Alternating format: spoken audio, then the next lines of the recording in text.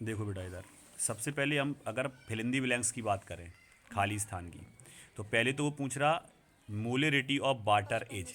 सबसे सिंपल है ओटी, वही 55.5। ठीक है, मतलब जल की मोलरता कितनी होती है। दूसरा वो कह रहा कैटलिस्ट जो होता है वो एक्टिवेशन एनर्जी ऑफ रिएक्टेंट को क्या कर देता है, तो यहाँ आएगा डिक्रीज, कम, है ना, क्योंकि कैटलिस्ट का काम क्या होता है, वो कैटलिस्ट क्या करता है, एक्टिवेशन एनर्जी को डिक्रीज कर देता है, कम कर देता है, डिक्रीज आएगा।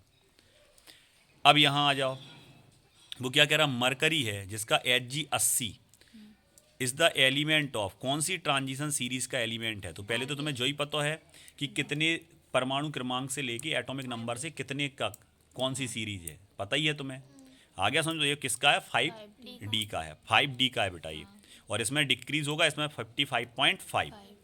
इधर आ जाओ, phenol is acidic then alcohol, alcohol से ज़्यादा अम्लीय होता है फिनॉल की कम होता है, तो कम, कम, फिनॉल अधिक होता है, सही कह रही हो, फिनॉल ज़्यादा अम्लीय होता है किससे, एल्कोहल की तुलना में, तो फिनॉल इज मोर आएगा, यहाँ क्या आएगा, मोर एसिडिक देन एल्कोहल। अब यहाँ आ जाओ, ये तो कार्बेलेमिन है सर, इसमें तो बनेगा RNC, आइसोसाइनाइड, है ना, तो यहाँ अपन को आ गया, समझ में आ गई ओडी, खालिस्तान समझ में आ रहा है कैसे यहाँ है पेपर में। तो यहाँ देखो, ammoniacal silver nitrate is called, ammoniacal silver nitrate का विलियन क्या कहलाता है, तो हमने यहाँ आंसर लिखा है इसका टॉलिन, टॉलिन रिएजेंट, क्या है ये, टॉलिन है। ठीक है, इधर आओ, अब आ गए बेटा अपन ट्रू एंड फॉल्स पे। ट्रू एंड फॉल्स की अगर हम बात करें, the mixture of chloroform and acetone is an ideal solution. अब देखो वो कह रहा क्लोरोफॉर्म का और एसीटोन का मिक्सचर क्या आइडियल सॉल्यूशन है, तो हमने तुम्हें बताया था आदर्श विलयन के लिए क्या क्या होता है आइडियल सॉल्यूशन के लिए, या तो नाम एक से लगे, एन हेप्टेन, एन हेक्सेन, भेजा है ना, तो ये तो है नहीं यहाँ, एथिल क्लोराइड, एथिल ब्रोमाइड, कहाँ लग रहा है जहाँ में एक से, जो तो क्लोरोफॉर्म है जो एसीटोन, तो जो नॉन आइडियल है, इसलिए ये होगा फॉल्स। क्लियर, आ गया समझ में। इधर आओ, अब वो कह रहा है dry cell is an example of primary cell, सही कह रहा, ट्रू, क्योंकि हमें पता है जो शुष्क सेल होता है वो एक बार यूज करने के बाद दोबारा यूज नहीं किया जाता। तो इसमें उदाहरण क्या आएंगे सर, तो इसके उदाहरण में आती है बैटरी।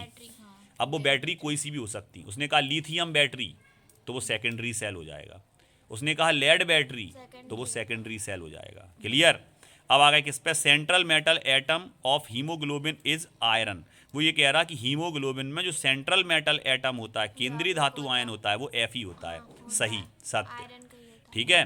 और अगर वो क्लोरोफिल में पूछ ले तो Mg, और Mg पे कितना आवेश होता, 2, और इस Fe पे भी कितने होते, 2, तो Fe2 पॉजिटिव के रूप में रहता है, और क्लोरोफॉर्म में Mg2 पॉजिटिव के रूप में रहता है। क्लियर, अब वो कह रहा Mn+2 सो पैरामैग्नेटिक बिहेवियर, अब ये काय से निकालते तुम, अनपेयर्ड इलेक्ट्रॉन से, तो इसका क्या बनाओगे, इलेक्ट्रॉनिक विन्यास बनाओगे, ठीक है, और निकाल लोगे कि ये अनपेयर्ड है या नहीं। अगर इसमें एक इलेक्ट्रॉन भी अयुग्मित है तो ये अयुग्मित है, तो मैग्नेटिक होगा। अब दो होते बेटा पैरामैग्नेटिक और डाई, डाई माने सब डबल में हूँ, D for double, D for die, सब डबल में हूँ, और पैरा में सब सिंगल हूँ। ठीक है, इधर आ जाओ, aldehyde and ketone are carbonyl compound, बिल्कुल कार्बोनिल कंपाउंड है, क्योंकि दोनों में C डबल बॉन्ड O पाया जाता है। क्योंकि अगर हम इसकी बात करें तो इनमें C डबल बॉन्ड O देखने को मिलेगा तुम्हें, क्योंकि अगर हम इनकी संरचना की बात करें तो आपको ऐसे दिखते हैं, C डबल बॉन्ड O, इसमें अगर एक R और एक H जुड़ा तो ये एल्डिहाइड होगा, और दोनों R जुड़े तो कीटोन होगा। क्लियर, तो ये क्या है, कार्बोनिल कंपाउंड है, क्योंकि इनमें कार्बोनिल ग्रुप है ये C डबल बॉन्ड O। ठीक है, तो तीसरा हो गया कह रहा primary alcohol gives aldehyde on partial oxidation, अभी अपन ने पीछे पढ़ा था, पार्शियली मतलब जब प्राइमरी एल्कोहल है और उसका तुम क्या कर रहे हैं, आंशिक वो कर रहे हैं, तो एल्डिहाइड ही बनता है, सही है, सत्य है। क्लियर, इधर आ जाओ, अब इसके बाद अगर अपन बात करें, वो कह रहा soda water is an example of, एक शब्द में उत्तर दो, गैस इन लिक्विड, गैस को काय में घोला जाता है, लिक्विड में।